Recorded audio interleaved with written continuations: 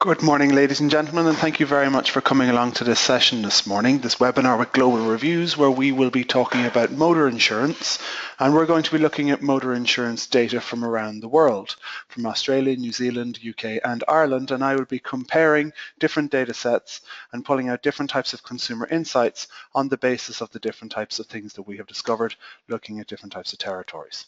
So to start off, just to tell you a little bit about myself, my name is Jared Farrell. I'm lead client advisor at Global Reviews Global, and I look after the motor insurance industry in the UK and in Ireland. And then I also work very closely with my colleagues in the Australian office who look after a number of the motor insurance brands down there as well. What we're going to be looking at this morning is desktop data, mobile data, and also looking at funnel discovery data, so marketing digital strategy data. And specifically what I'd like to talk about today is what makes a effective and efficient digital sales effectiveness journey. And we're going to be looking at the data sets to pull out different types of consumer insights which are going to explain that story. So just to talk about how deep we go in terms of the type of data that we have and how long we have been doing this in the motor insurance industry, I thought I'd pull out a couple of quick bit type stories in terms of the data that we have from 2015 alone. So we measure end-to-end customer journey through multiple different types of syndicated research programs. And so they can be channel specific, and then they're also, in terms of the funnel, they would be at the discovery stage where people are aware of a brand and are maybe researching their different types of product options. In 2015 alone, we conducted interviews with 3,580 in-market motor insurance consumers.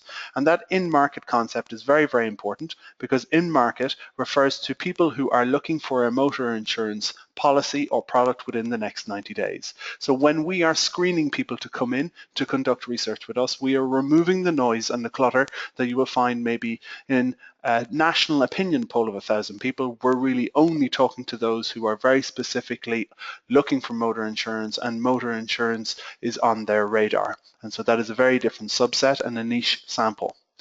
Across the different territories where we're conducting research, we have measured 27 different motor insurance customer journey online platforms across, as I mentioned already, UK, Ireland, Australia, and New Zealand. We run programs across PC, desktop, and mobile. And that's specifically just in motor insurance. We run multiple other channels as well. And then the brands that I'm going to be talking about today, or the brands that I have data for, those 27 brands I alluded to earlier on, really there is a wide range of different types of tier 1 to tier 2, different size brands and market leaders to newer brands which have come into the market. So just to pull out a few, so we've got First Central AXA, Aviva Ireland and Aviva UK, Admiral, Churchill, Swiftcover, and then moving towards Australia, we've got Suncorp, AME, Geo, Budget Direct, Real Insurance, Allianz, and Coles Insurance. So a wide range of different brands with data that we can talk about today. And then we've been measuring motor insurance and benchmarking the performance of brands in motor insurance since 2011. So we've been doing this for a number of years, and we have data sets that go back a number of years. So we've been looking at the trends and changes in the motor insurance industry and working with some of the leaders in the industry in terms of helping them optimize those journey funnels. So I'm going to get straight into it. This is a busy slide in front of us, but I'd like to get straight into explaining some of the insights and what it is that we do. So what you have in front of us is a vertical bar chart, and this is the Global Reviews Digital Sales Experience Score. And essentially at a very, very top level, at C-level in terms of companies, we create KPIs that allow senior executives to see the performance of their customer journey side by side against their competitors. And so what you've got on screen in front of you are the top 15 brands across all of our studies of those 27 brands that I mentioned earlier on. So I'm going to talk a little bit in a moment about how we create this digital sales effectiveness score. But as you can see, this score is for the desktop journey, and I have color-coded the actual chart to correlate to the territory where the brand we're measuring actually comes from. And so the key message at the beginning with this particular chart is that we can see that the Australian brands are bunching up towards the top, are generally more successful in terms of performance in comparison to the UK brands and the Irish brands, even though we do have an Irish brand that is leading the pack with Allianz at the very, very top. So that's an interesting finding, and I'm going to come back to this finding in a minute, this concept that the Australian brands as a group are performing more strongly than their counterparts in Ireland and the United Kingdom. So I would like to talk a little bit about how we get to this data though. How do we get to this top level KPI and how it works from a methodology point of view? So the digital sales effectiveness methodology essentially has 4 different components in it. We invite in-market consumers to conduct research on your website. We bring them in, we start them off by asking them a number of pre-qualification questions, we screen them out if they're not in market, and then we ask them to conduct a number of different tasks on your journey. So the people who will be conducting the tasks on your website are not customers of yours. So we're removing that element of the previous relationship, and then we're also removing price from the equation, and we're benchmarking all of the brands in the industry side by side against each other. The number of people who will be conducting research on your site will be between 50 and 20. And from a statistical importance point of view, that is very, very important. And we'll get to that in a minute. But that 50, generally you would find in most user experience studies, 15 would be in and around the size of the sample that would normally be done. And so that extra 50 gives us a huge amount more in terms of statistical viability and also offers us an awful lot more in terms of the voice of the customer verbatims that we're getting out of it. So the 4 different components that make up the methodology that we're talking about for this digital sales effectiveness score. The first one is as they come in and they conduct the 5 different tasks on the site, we're measuring everything that they're doing. So we're picking up their success rates, their efficiencies, their paths through the site, and the number of clicks, the actual click stream itself, heat maps, what was the journey that they actually took. We're also measuring customer attitude. So before they complete a task, we ask them what are their expectations about the task that they're about to complete. And after they complete the task, we ask them, and how satisfied are you with the task that you completed? How confident are you that you actually achieved completing the task correctly, getting to the right page, and fulfilling the task that's been set? Another element is the customer audit. So we take particular pages, we put various different stimuli from your journey in front of the customer, and we ask them to rank and rate the different stimuli on a 10-point scale, bearing in mind that we're doing this across all of the brands that are in the study. So we are benchmarking performance, everybody's being measured on the same thing, and it gives us a like-for-like, side-by-side comparison of how you are performing. I'm going to give you some examples of that in a minute, and you can see exactly what we're measuring, but essentially it's in and around the area of navigability, look and feel, and content. And then finally, the best practice audit. In 2000, when global reviews first started, our main product was a best practice audit of in and around 400 to 450 different types of criteria, which was an objective third-party audit of different websites within a particular industry. And so what we were doing is we were benchmarking performance objectively using this best practice audit features and functions criteria. That features and functions criteria, or list of 450 different elements, is created and evolved each year through customer surveying that we do with in-market consumers, a very, very large sample set of around 1,000 people. We ask them the type of things that they're looking for as they're moving through the journey, and we also measure what elements are important at what stage of the journey, which is very, very important. So taking these 4 different data sets together, we weight them based on where they are at that step in the journey. So there are 6 different steps, and we're going to see them in a moment, from initial engagement and the concept of I've just started out all the way through to the final stage of application. Different steps have more of an impact in terms of whether they're going to abandon or convert than other steps, and we weight those steps, and so that we get this weighting metric with all of the different data sets, and then we bring it all together to create the final results. The very, very top level score is the digital sales effectiveness score. But within and underneath the digital sales effectiveness score, there are a number of different levels, and it works like a hierarchy tree. So I mentioned the behavioral tasks that we set people, or the mission tasks that we set people as they're moving through the actual journey. Before a person conducts any research on a website, but they know that the site that they're going to be conducting the research on, we ask them, okay, how likely are you to consider buying motor insurance from this brand? So it is pre-research propensity to adopt a particular brand. I have chosen 6 specific brands here, and these 6 specific brands are the top performers from the previous chart that we saw.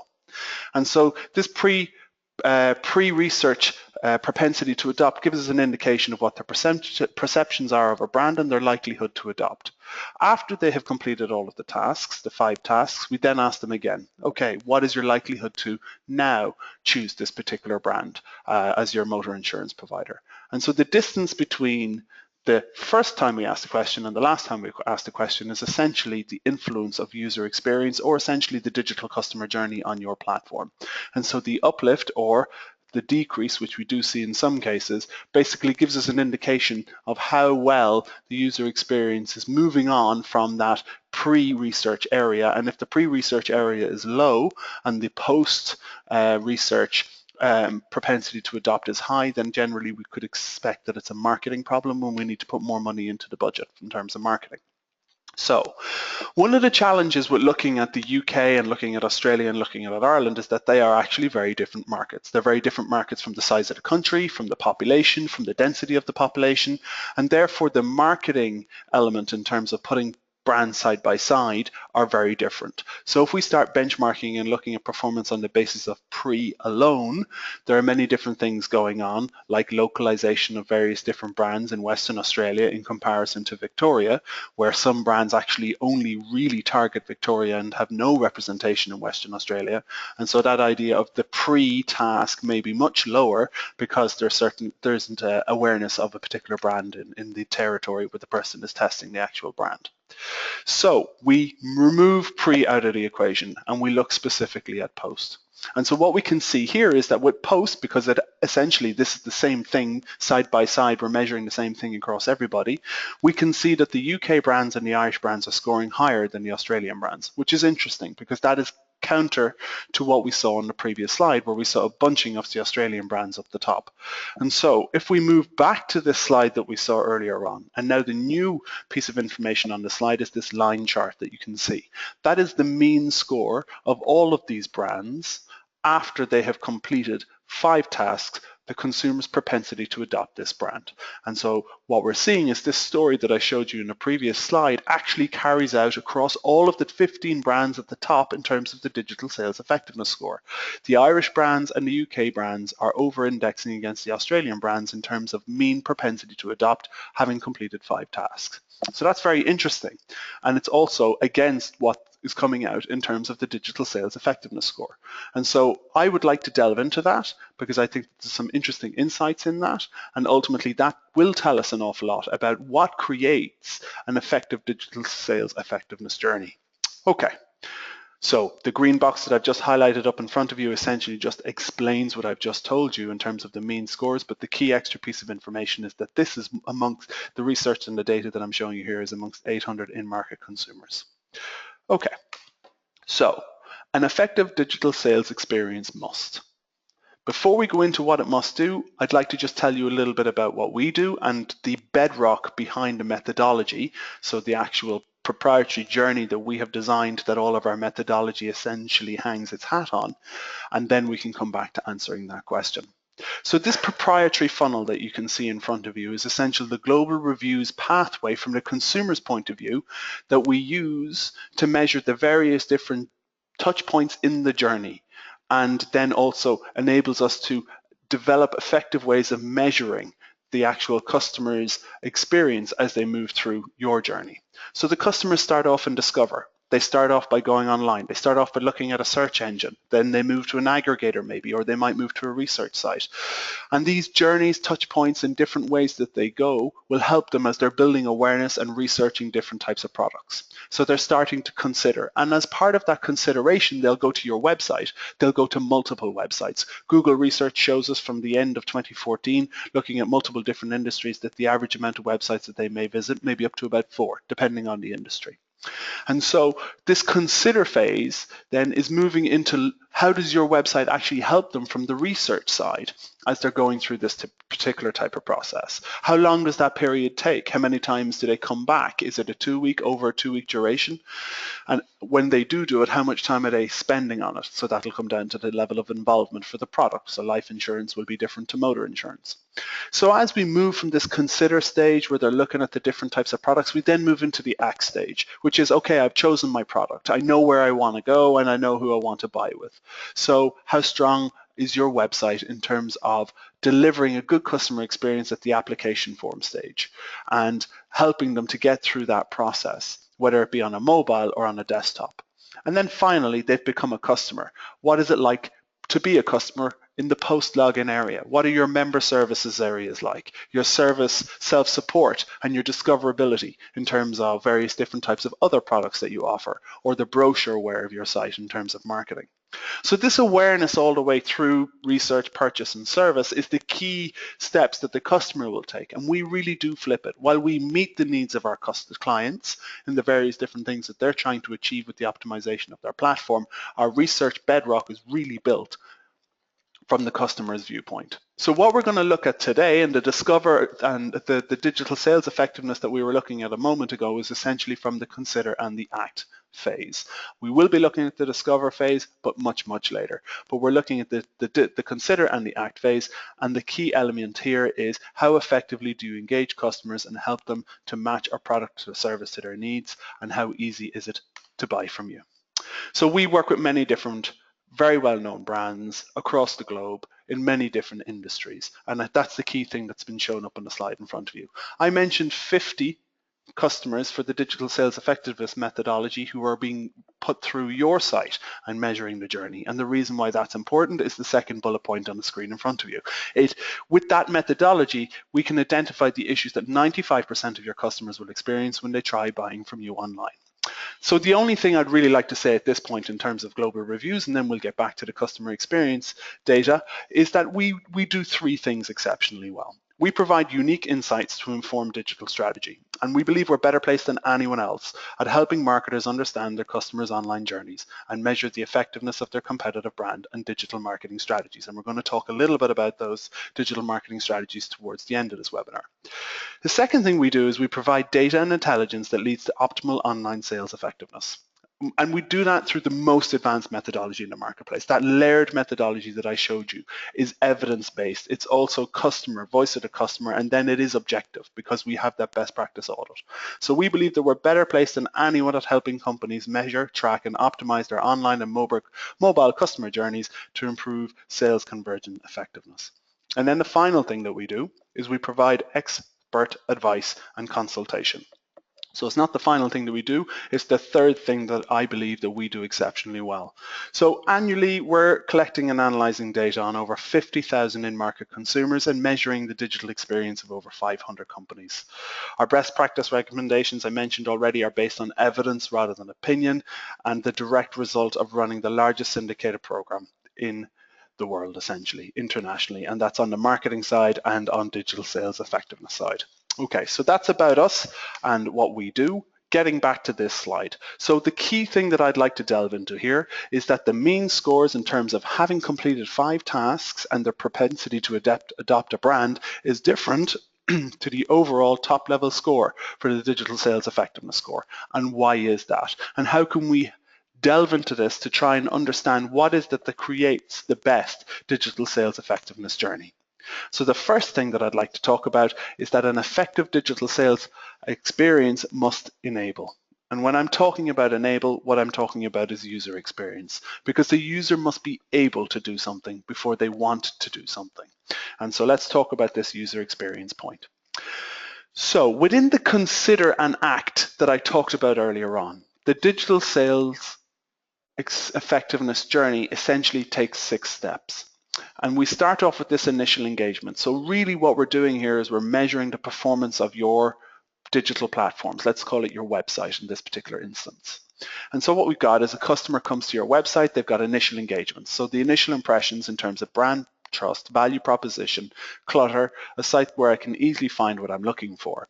And then they move on to introducing options where they start to look for a particular product either through the sales funnel, if you have a sales funnel, or they start looking for a product range and all of the various different types of products that you might offer. We move into evaluating options, and now they're looking for more specific stuff. So we're looking to maybe match options to my needs. So do you have various different elements of different product things like third-party cover, I suppose, versus breakdown assists? And then we move into facilitating decisions, and I'm going to come back to that one later on. I'd really like to focus on the evaluating options piece at the moment. So we have Different tasks happening at different steps, and the tasks become more specific as the person moves down through the funnel. The brands that we are looking at here are the brands that I have highlighted earlier on. So we have 2 UK brands, AXA and Admiral. We have 2 Australian brands, Real Insurance and Budget Direct, and we have Aviva and Allianz as well. And so looking at the brands on the screen in front of us, the Australian brands are scoring better than the other brands in terms of evaluating options. And evaluating options from a task point of view is where we look at we really get into trying to test the user experience and the navigation, because the task is particularly more complex than the other tasks because it's getting more specific. They're looking for more disparate information in terms of very specific product options as they're on the website. And so let's look into this one a little bit more.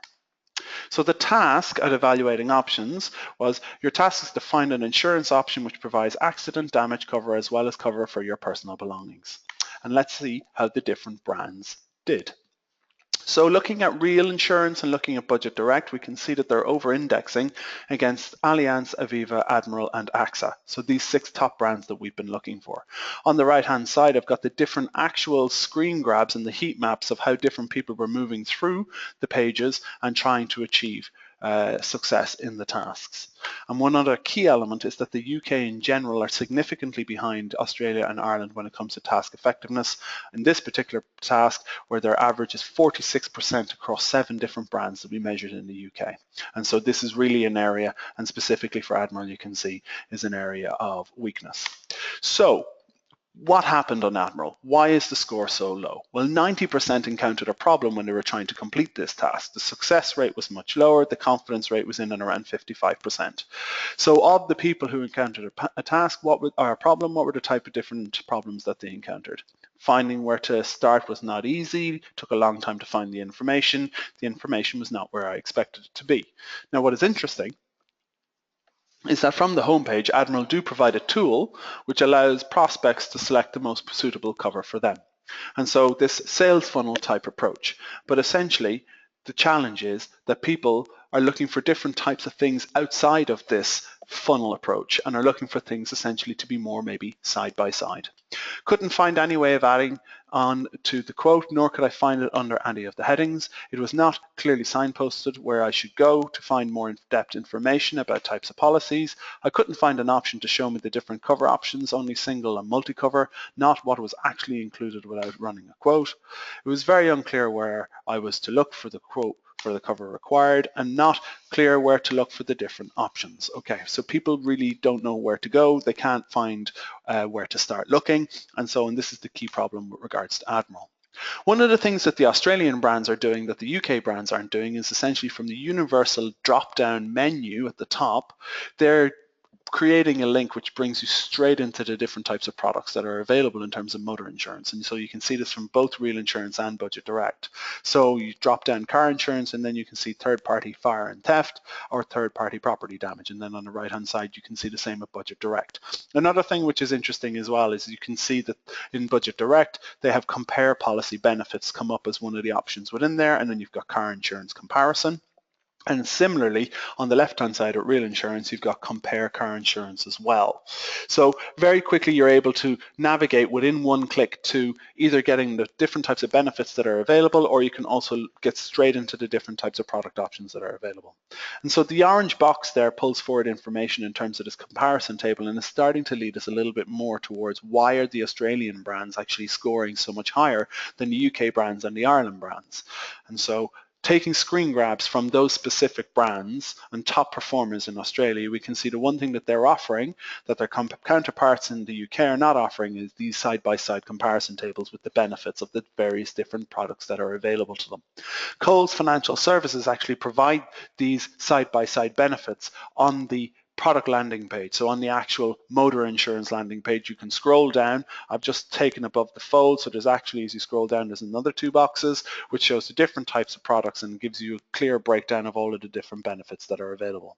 And so this user experience element of how to quickly get there from a navigational point of view, and then also the page and the orientation of the page and how the information is set up, is the reason why people have been much more successful in terms of being able to complete the task, and why the user experience is better from the Australian side. However, It's the digital sales effectiveness is about enabling, it's about people being able to do what they want to do, but the other side of it is about persuasion. It's about making people want to do certain different types of things, or certainly making them want to be with us. So persuasion or PET design theory is on the basis of persuasion, emotion, and trust. And so we need to be able to create that design so that it's enticing and then also engaging. And so what I'd like to look at is this persuasive element of design. So if I go backwards to the initial engagement stage, and we know that the longer a person stays on a website, the more likely they are to stay to complete the task, goal gradient effect, then the initial engagement stage is key, because the bounce rate is going to happen. It's really, really going to happen within the first 5 seconds. And so the first task that we ask, which is around the, okay, have a look at the homepage, don't move any further, and please tell us what you think of the page and audit it essentially on the various different elements. Please tell us what you think of the page and rank it or rate it against each one of these 7 different statements out of 10. It looks like a site that caters for me if I was looking for a new car insurance policy, offers a clear starting point for information I expect to find about car insurance. The page is uncluttered, allowing me to find information easily on the page. Displays all the information I expect to see on a homepage when looking for car insurance. Gave the impression that this provider could be trusted. Has a visual design that is appealing and looks like an easy website to use. And Admirals score very well here. They score 9 out of 10 on average across all of these different individual things which are being measured. Okay, so let's have a little, I'd like to dig down into these, because this is where we start seeing that the UK and Ireland are pulling ahead of the Australian brands in terms of design and persuasion, and using different types of tools to persuade a person to stay and to drive affinity when it comes to the website. So the ones I'm going to pull out are: the page is uncluttered, allowing me to easily find information on the page, gives the impression this page or this company can be trusted, and has a visual design that is appealing. So we're looking at the same 6 brands again, 2 from each territory, and what I've pulled out is, rather than looking at the mean scores, I'm looking at 8, 9, and 10, the actual distribution of the votes across the different brands. And straight away we can see that when you look at the average of the Australian brands, they're underperforming. So the top 2 are underperforming against the UK and Ireland for these 3 different metrics. So what I'd like to do is I'd like to learn a little bit more. I'd like to understand, how do I build trust? How do I build persuasion in terms of actually driving a person forward to choose my brand over somebody else's? So I'm going to pull in a couple of examples of some brands that have scored well in terms of the motor insurance program across the different territories. The first one we're going to look at is the AA, who score very high in the customer audit. So on a mean score, they're scoring 8, gave the impression that this provider could be trusted. In the features functions best practice audit, they scored 70% for building trust. So why? What are they doing well? Well, the first thing you can see straight away if you look at the homepage is that the typography that they're using in terms of pulling forward their key marketing message is different. It's arresting. They also highlight in much bigger lights you. So the idea being that they are customer centric. And so this message really about being what the customer vision is in terms of being customer centric. The website design is easy to scan for visual cues to speed up the process. So as we know, people like to scan web pages rather than read web pages, and we need to use different types of design techniques to create friction, to slow them down so that we can get them to get the key pieces of information that we want them to understand, and then also signpost and navigate so that they can quickly get to the different types of call to actions that they're looking to get to. Balancing discovery pages against call to action pages and making sure that we're not sending them down rabbit holes with no ways of getting back. So these are the different types of things that this website is very good at. The tiled approach, they're using a lot of imagery so that we can quickly scan, we know where we're going. The grouping together of different types of information to show that they're relevant, pulling them apart if they're not. Why choose AAA and the social media information available at the top and the navigation of the footer. Help and advice links. On the right hand side, you've got a couple of screen grabs what happens when you go to the drop down menu, and you can see that they have in all cases help and advice as one of the options that you can immediately go to, and it's part of the universal navigation. One of the things that they do well is if you look at the one that has motor on the top right there, you can see that underneath when you click on motor, it has a description of car insurance and what they offer, and they give social endorsement. So the idea being that they have 200,000 happy car insurance customers enjoying flexible good value cover. So at all opportunities they're selling what they do as a brand. Contact us section is easy to find, and there are a number of ways displayed in the footer section. Another example from Ireland is Liberty Insurance. They score very well on the features and functions audit at 90%, and they also score well on the mean score with 7.7. Uncluttered website, strong use of color to break up the page and to accentuate signposting. Social confirmation, our contribution information is featured via the blog, and then at the bottom what they have in terms of the different menu options. Company information is easy to find. Social media and community hub are good ways to provide the organizational commitment to the community. Coming back then to Admiral, and so we saw that they scored very well. So 8.6 customer score gave the impression that this company could be trusted. Clean, uncluttered website. They promote reasons to trust on the homepage as well, and they do this through lots of different ways. So they do it through awards and ratings, and so look at 8.9 out of 10 of a rate of 6,090 people who have rated them, consider them to be good. And then they pull also out key stories. So quickly I can get the message. If I'm scanning through the page, I can see 11 million. That's interesting. Happy customers. 90% claim service. Okay, and so very quickly I'm getting the stories. And that social third-party endorsement continues with verbatims that are coming from customers, which are pulled forward. Ryan was more than helpful in terms of helping them on the service. So it's this prism of using different ways of other people saying that Admiral are great without Admiral having to really say it themselves directly, but using all of the background and indirect elements that they have from color and imagery to communicate trust and communicate value and communicate that this is a good option for me. So these are the key things which are really important. Taking an example from a completely different industry, and Transferwise for those who are familiar with it. So Transferwise, they do the same thing in terms of this prism, and they do it very, very well. So straight away on above the fold on the homepage, I can see that Sir Richard Branson has invested in them, that the 27,000 reviews have given them a 5-star rating, that they're authorized by the Financial Conduct Authority in the UK, and that they were founded by the people who founded Skype. So there's 4 different audiences who are saying the Transferwise are great, and it's all above the fold. As you start scrolling down, immediately they start positioning themselves as being the consumer champion, and they give lots of different sales promotional reasons why you should sign up with Transferwise. One of the other things that they do is taking this customer testimonial piece another step forward is a video which plays on the screen all the time. There's no audio. You have to turn on, you have to click that play button to get the audio, but the idea is that the site is alive and you can see the people talking about Transferwise if you wanted to. The next step that they then take it through is this reinforcement of the 5-star rating and then pulling forward the actual different types of testimonials which load on a carousel. And then Trusted All Over the World is a map which loads in real time, which shows the different transactions that are happening in real time so that the site is alive and you can see that people are using the site right now. And then underneath that they have the media who's talking about Transferwise. We have Wired, we have Financial Times, and we have The Economist and what they say about Transferwise. And then at the very, very end, Rockstar support. So we are here to help you, and how they communicate that. It's not just get in touch with us, it's Rockstar support. They're really pushing it a little bit further in terms of the messaging and in language which is much more consumer friendly.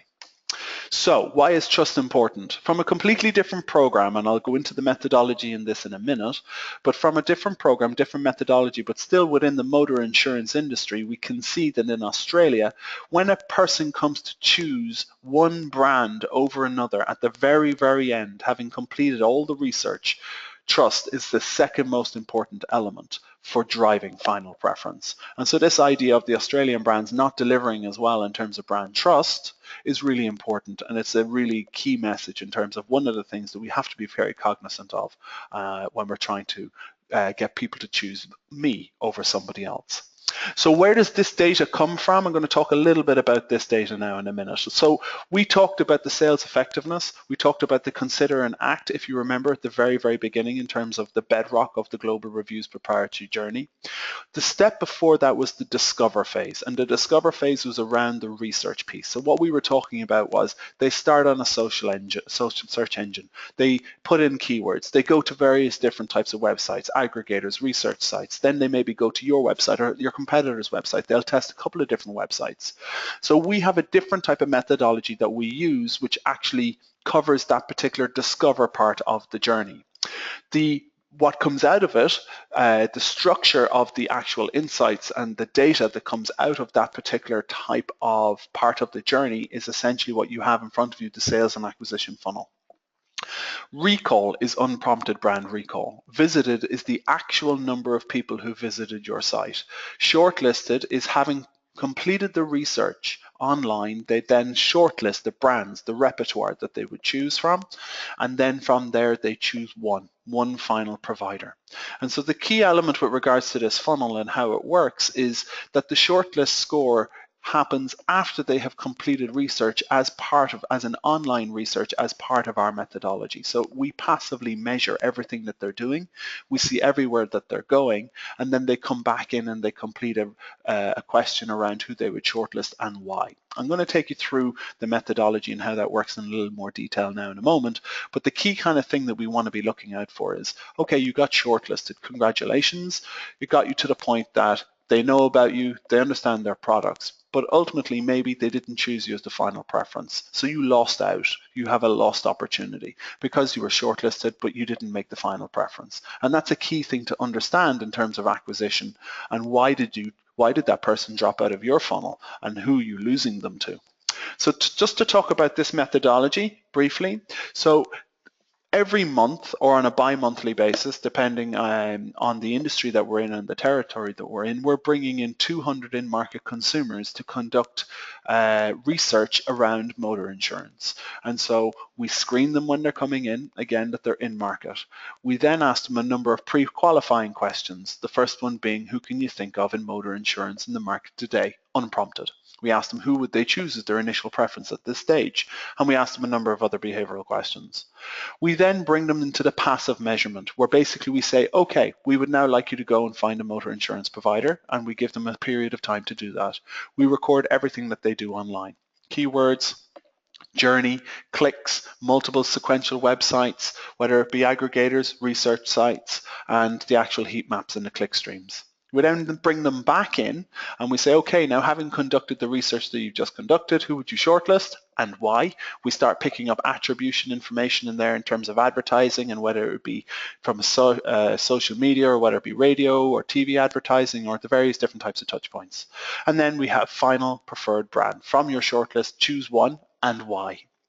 And so it's a laboratory test like all market research. It happens within a particular interview, but it maps exactly what the consumer is going to be doing online. And the other part of this as well is that's the full market view. At the moment, brands are seeing the keywords that people are using that bring them to their website, but they don't see the keywords that are bringing people to their competitors' websites. Or even, let's get more specific about that, to the exact landing pages that they're bringing people to. So the content strategies, how are those content strategies working? And finally, the other piece is, what's the intent of all of these people who are coming through the actual search engines and the different journeys that they're taking? And how does intent correlate against different types of digital strategies that we're putting in place?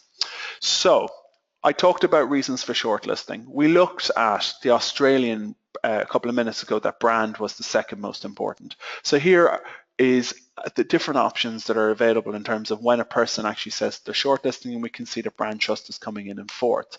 And then we've seen this chart already, reasons for final preference, I trust this company, coming in second. So I talked about this idea of lost opportunity between shortlist and final preference. Budget direct I'd like to focus on. We can see that because the shortlist is a multiple select question where you can choose 3 or 4 different brands and the final preference is only one question, the conversion ratio from shortlist to final preference is always going to be negative. But the key is that you want to get it as minimal a negative number as possible. We can see here that budget direct is not doing that they are the highest here in terms of lost opportunities. So what's interesting if we're budget direct is to find out, okay, who did we lose people to? And so I can see that I lost them to Amy and or ACV and all of the other brands, but those are the 2 key brands that I lost them to. And then I want to delve a little bit further into it and I want to find out why did I actually lose them. And I can see that those who shortlisted budget direct but essentially chose somebody else, the second most important reason that they did it was because that they chose the other company because they trusted that company. And we saw that budget direct is under indexing in terms of how they're building brand trust on the website and certainly on initial engagement. So this is where we're bringing together the 2 different programs and the 2 different methodologies to deliver an insight on a way in which budget direct can impact their journey. So we're very close to the end. So I promised mobile in this particular webinar, and so I'm going to do a small piece on mobile, and then I'll take a couple of minutes just in case anybody's got any questions, and then we'll finish up. So mobile. So we do measure mobile as well. And within that journey, one of the first questions that we ask before people have conducted any research on any websites is what are the elements that are important to you when choosing elements on a website that are important to you when choosing a motor insurance provider. And so we're seeing in the motor insurance journey, as we're seeing in multiple industries, in terms of the mobile channel, that a website that is easy to navigate is over-indexing in terms of importance against the desktop journey. I don't think there are any surprises there because people are spending less time, they're coming in and out, they're on the move, and it's a smaller screen, fat fingers. And so they want to be able to quickly move through everything that they're doing. Okay, so let's look at how the mobile journey in the UK stacks up against the desktop journey. So on average, across all of the different brands, we can see that the mobile journey is underperforming. And there are key areas in where improvements can be made, those being in introducing options and evaluating options, if we're looking at those areas as being just indexing them against the desktop journey. But a key area that I would like to focus on is the facilitating decisions part of it. So we looked all the way up to evaluating options. The person has now decided the product that they want. And now it's really a case of, okay, do they have any further questions? Is it easy to get in touch with you? And then also, are you continuing to sell the brand in terms of the reasons why this person should continue with you? Or are you continuing to sell the benefits of what they will get out of this after they have actually bought the product from you? So maybe it's the product benefits. The channel selection and the application form, we can go into them at a later time, but essentially that is within the act stage as a person tries to complete the journey on your website. So in facilitating decisions, why is it important that the person needs to be able to get in touch with you?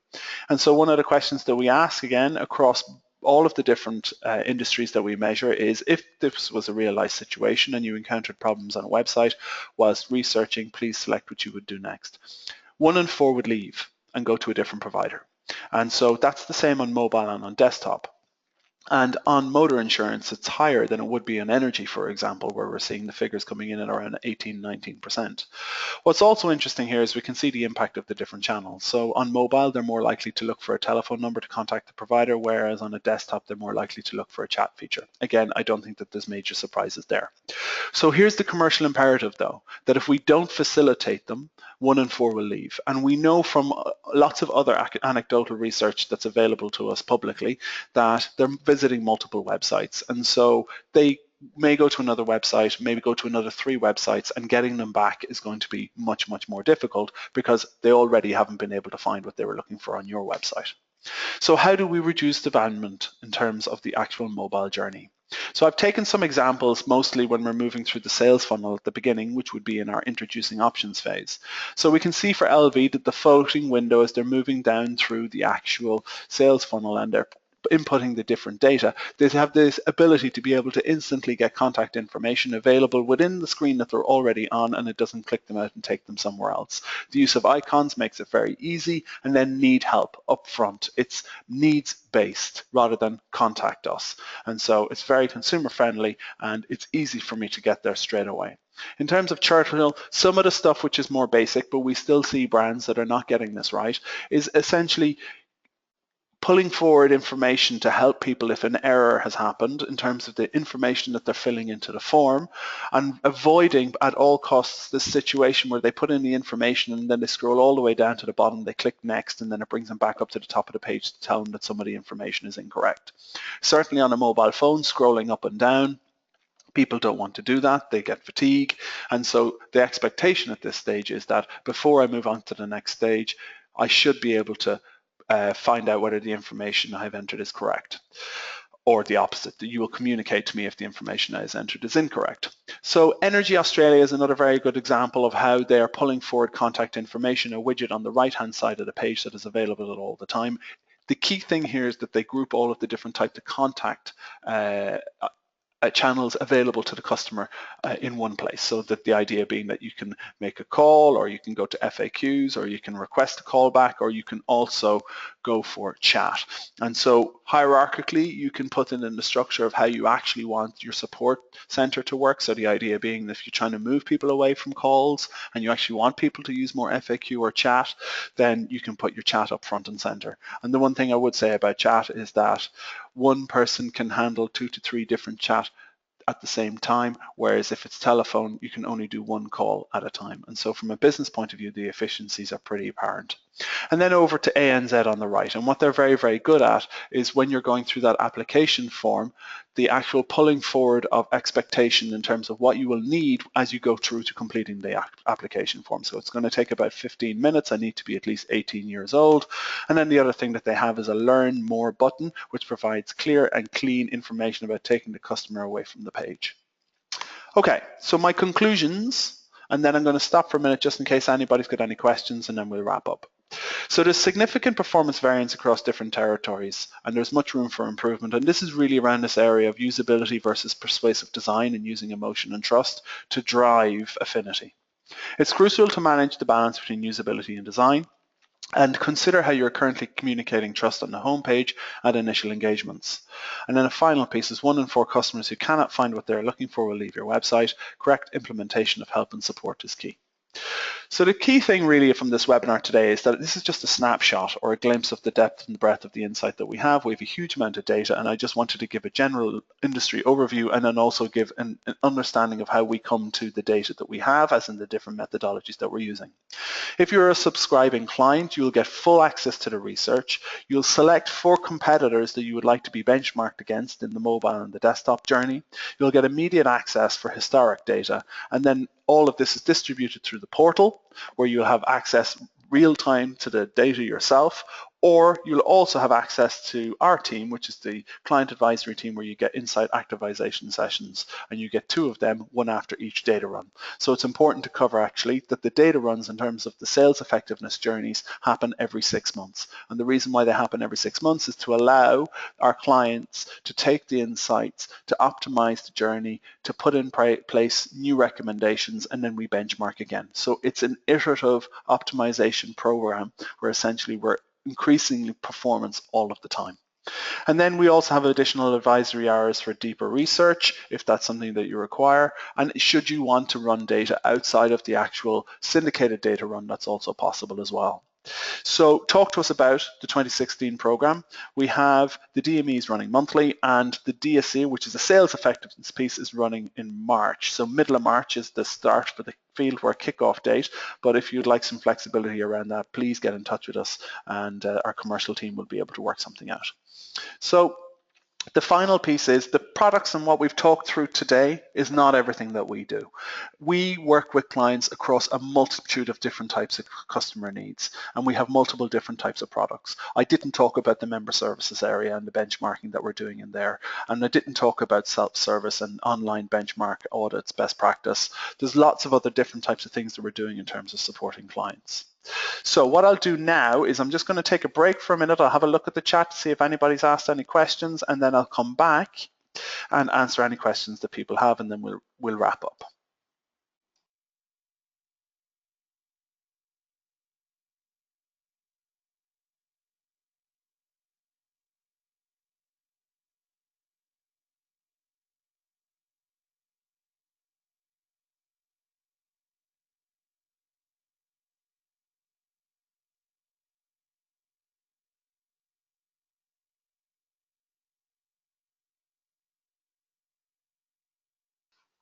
Okay, thank you very much. We've had one question, and I'll cover that off, and then we can wrap up. And my email address is on the screen in front of you as well. So if you have any further questions, please get in touch, or if you'd like access to the slides, just let us know.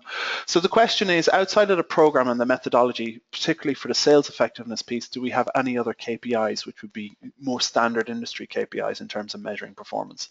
And the answer is yes, we actually do. So some of you will be familiar with the system usability scale. So we provide that in every single syndicated data run that we do, we ask customers the questions which are part of that system usability scale metric. We also measure customer effort scores. So after they've completed the whole entire journey on the site, we measure, or we ask them how much effort essentially they had to expend in going through the process. We also measure judging the experience, and satisfaction. And then another metric as well is the WPS score, which is the Web Promoter Score, which is essentially the same as the Net Promoter Score, but it's more about how strongly would you recommend this website. And so benchmarking all of these against other companies side by side, all of these scores are available to you within the portal. And the real power there is the fact that we conduct research in many, many different industries, and you will have access to the system usability scale scores and the customer effort scores across all of the different 500 brands that we are measuring. And so those industries are banking and finance, energy, government, higher education, insurance, online sports betting, retail, telecommunications, and travel. So there's lots of information there available. Okay, so that's it from me. Thank you very much for coming along and for taking the time for listening to the session this morning. And please do get in touch if you have any questions.